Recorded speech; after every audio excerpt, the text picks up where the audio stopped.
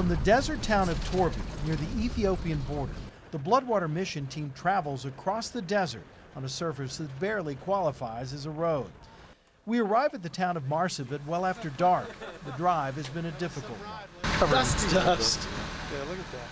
After a good night's rest and a breakfast of eggs and toast, we walked the short distance from our guest house to the Tumaini Clinic, built and operated in part from funds raised last year in Knoxville. In the more than year that this clinic has been in operation, they have tested some 6,000 patients for HIV/AIDS. They found 235 with AIDS, and they've tried to place them into programs to try to help resolve their issues. Mike Hamilton, UT Athletic Director and Bloodwater Mission Board member, organized last year's fundraiser. He's here to make sure those dollars were well spent. His interest in Africa, the result of he and his wife Beth's adoption of 3 children from Ethiopia. His youngest, Kalu, is HIV positive.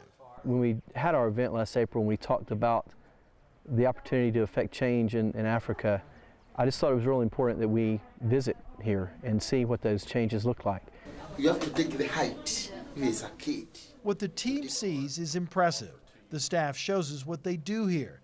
It seems in ways primitive by American standards, but vital for the people of Marsabit, especially in their battle with HIV/AIDS. You just feel like crying, you know. I mean, just being in the clan's shoes, it's really, you feel it. The AIDS epidemic in Africa is responsible for millions of deaths, leaving in its wake an orphan crisis of staggering proportions. Bloodwater's mission is to help in the battle against AIDS. Surprisingly, access to clean water is part of that strategy. People who are HIV positive, their immune systems are so weak that access to clean water is a lifesaver for them. Because if they drink bad water, if they have diarrhea, it compromises their ability to survive. The group is introduced to women and children living with HIV and helped by the clinic made possible by dollars from Knoxville. Walray, an 8-year-old orphan whose parents both died of AIDS. 31-year-old Amina Dibu-Hufu, an AIDS widow, and her 5-year-old daughter, both shunned by family because of HIV. She said she was sick for almost 5 good years. The testimonials are powerful, bringing tears to some in the group. Afterwards, we talked with Ida Samir, the driving force behind the clinic, and we asked her what would have happened to the 8-year-old if the clinic had never been built. What would have happened to her? Dying after a very short while, without ARVs, without care, without treatment, dying. The visit is eye-opening and sobering. One of the team members offers a prayer. Thank you for blessing this group, being with them and keeping their strength up. Amen. Amen. The group is next taken to a camp for refugees, and again, more music, and the mood begins to lighten after a tough morning. Group members are encouraged to dance, and they do. Knoxvillian Chris Kittrell's spin move brings smiles. Even Hamilton joins in. Everyone is having a good time, but around them, it's hard to ignore what they see.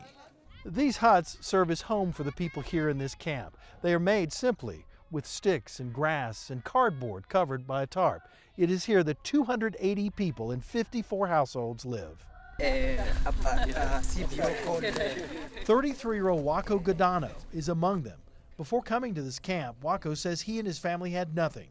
Today, he has a home and a small plot of land where he and his wife raised 10 children, several of them nieces and nephews. To the people of the camp, these homes and this land is wealth.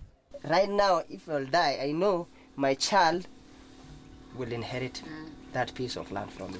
It's very important. Pride of ownership beams across his face, and it's not lost on board member Michelle Kahn. You look around and you do realize it's very different, and yet I'm always so impressed with the dignity and the hope of the people that I get to meet, and the courage and the strength of people, and the fact that he's caring for his family and obviously so proud to own this plot of land and what that means for him and for his future. The team leaves the camp, dubbed Camp Karibu, which means welcome in Swahili. All of us leave with a greater appreciation of these people, whose dignity rises above the poverty.